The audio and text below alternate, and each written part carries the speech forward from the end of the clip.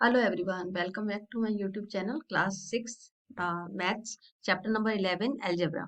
Today we will solve algebra topics. इसमें algebra में क्या topics cover करेंगे इसमें introduction, matchstick patterns, the idea of variable, more matchstick patterns और exercise करेंगे इससे related ये topics cover करेंगे. अभी तक अपन ने क्या देखा है कि कोई भी नंबर होता है, कोई भी मैथमेटिकल ऑपरेशन है, अभी तक तो नंबर यूज करते हैं और यहाँ पे मेन कॉन्सेप्ट जो अलजेब्रा में है वो क्या है, वेरिएबल. अब ये क्या होते हैं, इससे रिलेटेड अपन सारी स्टडी करेंगे इस चैप्टर में. अभी तक अपन ने देखा था 2+3, 2 × 3 या 10+2 और 10/5 इस तरह के नंबर्स यूज करे थे और ये मैथमेटिकल ऑपरेशंस थे. अब अपन इसमें अलजेब्रा में क्या करते हैं, वेरिएबल भी यूज करते हैं. वो किस तरह से यूज करते हैं इस चैप्टर में यही देख अपन डिस्कस करेंगे. Part है, the main feature of the algebra is the use of letters which allow us to write rules and formulas in a general way. Main feature algebra का क्या है, लेटर्स यूज करते हैं. अभी तक अपन क्या कर रहे थे, केवल नंबर्स यूज कर रहे थे. 2 × 3, 4 × 5, 5+3 इस तरह से नंबर्स यूज कर रहे थे. अब अपन इसमें लेटर्स यूज करेंगे, है ना. ABCD इस तरह से लेटर्स यूज करेंगे जो इससे इसकी हेल्प से अपन which allows us to write rules and formulas in a general way. इसकी हेल्प से अपन कोई भी किसी तरह के रूल्स हैं, फॉर्मूलाज हैं, वो जनरल वे में लिख सकते हैं. सेकंड है, by using letters we can talk about any number and not just a particular number. Letter की हेल्प से अपन किसी भी नंबर के बारे में बात कर सकते हैं, कोई पर्टिकुलर नंबर के बारे में नहीं, किसी भी नंबर के बारे में बात कर सकते हैं. सबसे इम्पोर्टेंट अपना टॉपिक है वेरिएबल. अब वेरिएबल को अपन किससे समझेंगे, मैचस्टिक पैटर्न से. मैचस्टिक पैटर्न है, सपोज अपन को एक एल बनाना है, इसके लिए कितनी मैचस्टिक यूज करिए, 2 मैचस्टिक यूज करिए. और 4 एल अपन को 2 एल बनाने हैं, 2 एल बनाने हैं, तो इसके लिए 4 मैचस्टिक, एक ये और एक ये, इसी तरह एक ये, 2 मैचस्टिक, 4 मैचस्टिक यूज करिए टोटल. इसी तरह 6 अपन को क्या है, 3 एल बनाने. ये क्या है, 2 है, 1 एल है ना. ये 2 एल है और ये 3 एल है. अगर 3 एल बनाने हैं तो अपन को 6 मैच स्टिक्स यूज करिए अपन ने. तो for 1 L number of match sticks required 2. और फॉर 2 एल, 2 एल के लिए कितनी नंबर है, 1 2 3 4 4 मैच स्टिक है. इसी तरह 3 एल है, 1 2 3 4 5 6 6 मैच स्टिक है. और इसी तरह अगर अपन को पूछा जाए कि भाई 100 एल बनाना है तो अपन यही पैटर्न थोड़ी यूज करेंगे. इसकी जगह क्या करेंगे अपन, अब आता अपना मेन एल्जेब्रा का कंसेप्ट कि किस तरह से इस क्वेश्चन को वेरिएबल लगा के अपन सॉल्व करेंगे. अपन करते हैं नंबर ऑफ मैचस्टिक रिक्वायर्ड, एक फॉर्मूला फॉर्म करते हैं अपन वेरिएबल के लिए. तो number of matchstick required 2 × number of L. जितने नंबर ऑफ एल हैं उतनी ही मैचस्टिक, मतलब एक एल में कितनी लग रही है, 2 मैचस्टिक लग रही है. तो नंबर ऑफ एल लिख दें भाई, अपन को 4 मैचस्टिक के लिए चाहिए, तो ये फॉर्मूला बन गया. एल की जगह अपन कोई भी नंबर लिख सकते हैं अलजेब्रा में, 2 × n लिख दिया. एन की जगह कुछ भी लिख सकते हो आप, ABCD कुछ भी जो आपकी इच्छा हो. तो अब क्वेश्चन आता है अपने पास, व्हाट इज द नंबर. एक ये फॉर्मूला फॉर्म हो गया, 2n करके फॉर्मूला फॉर्म हो गया अलजेब्रा में. What is the number of matchstick required to make 8l. अगर 8l बनाने तो 8 अपन को नंबर गिवन है, तो 2 × में 8 कर देंगे, क्योंकि एक एल में 2 मैचस्टिक यूज हो रही है, तो 2 × 8 तो 16. इसी तरह से अपने पास एक कंसेप्ट आता है, अगर 100 मैचेस एल बनाने हैं अपन को तो कितनी मैचस्टिक रिक्वायर्ड होंगी, तो 2 × 100, तो 200 मैचस्टिक्स चाहिए इसके लिए. तो कुछ फॉर्मूला होना चाहिए, तभी अपन को पता होगा ना भाई कितनी मैच स्टिक चाहिए. तो इस तरह से अपन फॉर्मूला फॉर्म करते हैं. अब आते हैं अपन इसका मेन कंसेप्ट वेरिएबल क्या होते हैं उसके बारे में. अब देखते हैं इसमें वेरिएबल क्या है. जैसे अपन ने वेरिएबल देखा कि number of match sticks required, एक फॉर्मूला फॉर्म हो गया 2n. अब n के साथ में कोई भी साइन नहीं है, 2n डायरेक्ट है, इसका मतलब होता है 2 × में n, है ना. कभी भी कोई भी वेरिएबल, ये अपनी एल्जेब्रा स्टार्ट हो जाती है, तो इसमें होता है 2n. तो n का मतलब ही होता है केवल 2n लिख दो, इसका मतलब मल्टीप्लाई. तो बाकी सब में तो अपन को 2 + n, 2 - n ऐसे करके लिखना पड़ता है, लेकिन यहाँ पे n मल्टीप्लाई में होता है तो डायरेक्ट इस तरह से लिख सकते हैं. अब यहाँ पे क्या हो सकता है, n 1 2 3 4 एनी नंबर. जैसे अपन को 4 नंबर के लिए करना है तो 2 × 4 कर सकते हैं. तो value of a variable is not fix, it can take different values. Value जो होती है वेरिएबल की n की, वो फिक्स नहीं है, कुछ भी वैल्यू ले सकता है, डिफरेंट वैल्यूज ले सकता है. दूसरी बात है, one may use any letters as M L P X Y Z etcetera to show variable. Variable शो करने के लिए अपन A to Z any letter use कर सकते हैं। ये इसका अलजेब्रा का कंसेप्ट है। मैचस्टिक पैटर्न्स कैसे होते हैं, अगर अपन को फॉर्म करना है, सी फॉर्म करना है, तो 1 2 3 3 मैचस्टिक लगी एक सी फॉर्म करने में। अब दो 2 सी फॉर्म करना है, 1 2 3, मतलब एक में 3 लग गई, तो 2 सी में कितनी लगेंगी, 6 लगेंगी।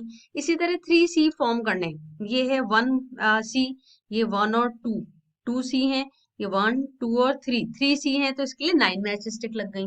तो number of match sticks required, अभी तक अपन ने देखा था 2n से चल रहे थे अपन, तो 3 इंटू नंबर ऑफ सी।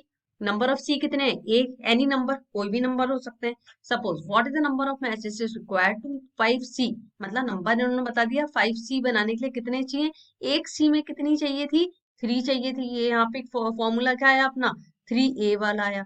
ए की जगह पे अपन ने वैल्यू क्या पुट कर दी, 5 रख दी, तो 3 5 जा 15, मतलब 5c बनाने के लिए अपन को कितनी मैच स्टिक चाहिए, 15 मैच स्टिक चाहिए। इस फॉर्मूले से इजीली फाइंड आउट कर सकते हैं कि हाँ 50 मैचेस सी बनाने, तो भी अपन निकाल सकते हैं कि 53 जा 50 इंटू 3, तो 3 इंटू 50, 5 3 जा 15, 150 मैच स्टिक्स चाहिए।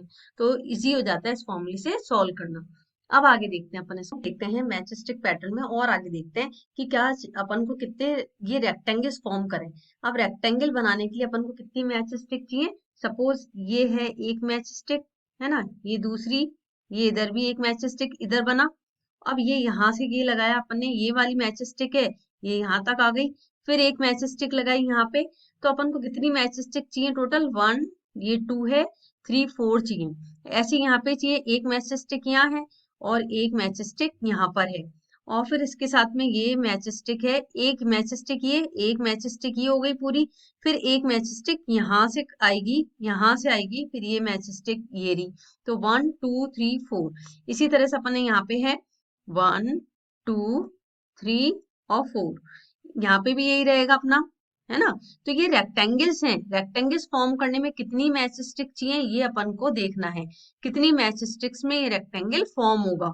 तो उसके लिए एक ये है कि 4 मैचेस लगी, मैच स्टिक्स लगेंगी, एक मैच स्टिक ये है, एक ये है, एक इधर से आ रही है और एक इधर है, तो 4 मैच स्टिक एक रेक्टेंगल फॉर्म करने में 4 मैच स्टिक्स लग रही हैं इसमें, है ना, काम में आ रही है। ये क्या है, 1 रेक्टेंगल।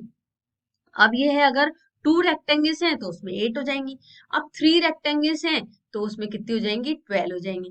तो number of match sticks required, अपना एक वेरिएबल का कंसेप्ट समझ में आ जाना चाहिए। 4 इंटू नंबर ऑफ रेक्टेंगल्स, 4 है, एक मैच स्टिक में 4 लग रही है, इसको नंबर ऑफ रेक्टेंगल्स को अपन डिनोट कर देते हैं बी से, वेरिएबल को, तो ये हो जाता है 4 इंटू बी। तो अब अपन पूछा जाता है कि number of matches required to मेक 9 रेक्टेंगल्स। अगर 9 रेक्टेंगल्स बनाने हैं तो 4 इंटू जो भी नंबर है, वेरिएबल अपन ने जो लिया है उसकी जगह 9 पुट कर दें, तो 36 मैच स्टिक्स आ जाएंगी। ये क्या आ गई, 36 मैच स्टिक्स। तो 36 मैच स्टिक्स चाहिए अपन को 9 रेक्टेंगल्स फॉर्म करने के लिए। तो इस तरह से वेरिएबल का कंसेप्ट समझ में आ जाना चाहिए। अब आगे चलते हैं अपन, एग्जाम्पल लेते हैं। Price of one notebook is ₹10, एक नोटबुक का प्राइस है ₹10। आशु वांट्स टू बाय 5 नोटबुक, खरीदना चाहता है, आपको कितनी खरीदना चाहता है, 7 notebooks. The total cost in rupees में कितनी हो जाएगी, 10 इंटू नंबर ऑफ नोटबुक्स। आपको कितनी बुक नोटबुक खरीदनी है, 5 नोटबुक्स, अप्पू को बाय करनी है 7 नोटबुक्स। अपन ये करते थे 5 इंटू 10 कर दिया, डायरेक्ट 50 नोटबुक्स हो गई। तो एल्जेब्रा में क्या होता है, टोटल कॉस्ट इन रुपीज में 10 into number of notebooks. Suppose Ashu को कितनी बुक्स खरीदनी है, Ashu buys notebooks 10 into number 5 खरीदनी है, तो 5 लिख दिया, तो 50 नोटबुक्स आ गई। अब अप्पू बाइज, अप्पू को कितनी खरीदनी है, अप्पू को चाहिए 7 नोटबुक्स। अपने पास एल्जेब्रा की एक टर्म है नंबर ऑफ नोटबुक्स लिखने के लिए, 10 तो है ही, है ना, 10 रुपीज की एक नोटबुक है, तो उसको 10 को मल्टीप्लाई कर देंगे 7 से, दैट इज 70 रुपीज, है ना।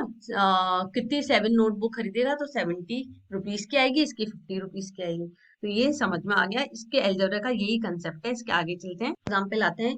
Meenu says that she has 10 more marbles in her collection than Amina. Meenu कहती है कि उसके पास 10 ज्यादा मार्बल्स हैं, किससे? अमीना से। तो इस तरह के स्टेटमेंट आता है, अमीना से कंपेयर करा है, तो सबसे पहले अमीना को लेंगे, लेट करेंगे, अमीनाज मार्बल कितने? एक्स लेट करेंगे। अब मीनू कह रही है उसके पास 10 मोर मार्बल्स हैं, मतलब अमीना के पास तो एक्स है, तो एक्स प्लस 10 कर देंगे। ऐसे कोई एज वाला क्वेश्चन आता है कि राजू है, राजू एंड बालू है, ये ब्रदर्स हैं, Balu is younger than Raju by 3 years। जैसे एक बालू है, बालू इज यंगर देन, है ना, Balu is younger than Raju by 3 years। तो इसमें क्या करेंगे, बालू राजू से कितना बड़ा है? छोटा है, 3 years छोटा है। तो इसमें क्या करेंगे, than younger than Raju by 3 years। अब इसमें दे रखा है बालू या राजू से कितना छोटा है? 3 years छोटा है बालू। अब तो लेट करेंगे, सबसे पहले राजू की, बालू के बारे में बताया कि 3 years राजू से छोटा है, तो राजू की एज भी नहीं पता, तो लेट करते हैं, राजू की एज कितनी है? एक्स है। अब बालू के बारे में बता रखा है 3 years छोटा, सपोज इसकी एज 5 होती, तो इसकी एज में से -3 कर देते। सेम थिंग इज हियर, यहाँ पे अपन ने क्या करा, राजू की एज एक्स लेकर के इसमें से -3 कर दिया, तो अपना आंसर आ गया। एल्जेब्रा का जितना भी इंट्रोडक्शन पार्ट है, इस तरह के क्वेश्चंस आते हैं एग्जाम में, बालू की एज और इसकी एज इससे ज्यादा है, तो किसकी एज ज्यादा है, क्या कम है, ये देख करके, और मैचस्टिक पैटर्न से समझ लिया वेरिएबल क्या होते हैं। अब एग्जाम्पल से समझ लिया इसकी एज, अगर इसकी एज गिवन नहीं है, राजू के बारे में बताया है, ये इससे बड़ छोटा है, तो इसके बारे में छोटा बता रखा है, तो अपन राजू को लेट करके और इस तरह से वैल्यूज को फाइंड आउट कर सकते हैं। यही एल्जेब्रा का मेन कंसेप्ट होता है। और एल्जेब्रा में देखने के लिए ऐसे मैचस्टिक पैटर्न से आपके इसमें बताया गया है, और एग्जांपल्स हैं उसमें भी ये मैंगो है, ये इतना बड़ा, ये वाला है मैंगो, इतने 5n है इस बास्केट में। सपोज ये एक बास्केट है, इसमें 40 मैंगोज हैं, है ना, इसमें एक बास्केट में 40 मैंगोज हैं, तो 7 बास्केट में कितने होंगे? तो अपन क्या ले लेंगे, 40n, तो 40 × 7, इस तरह से करके अपन आंसर फाइंड आउट कर सकते हैं। यही एल्जेब्रा का मेन कंसेप्ट है। इसी के साथ चैप्टर फिनिश, ये इसका इंट्रोडक्शन पार्ट फिनिश होता है। और bye, take care, please like share and subscribe my channel.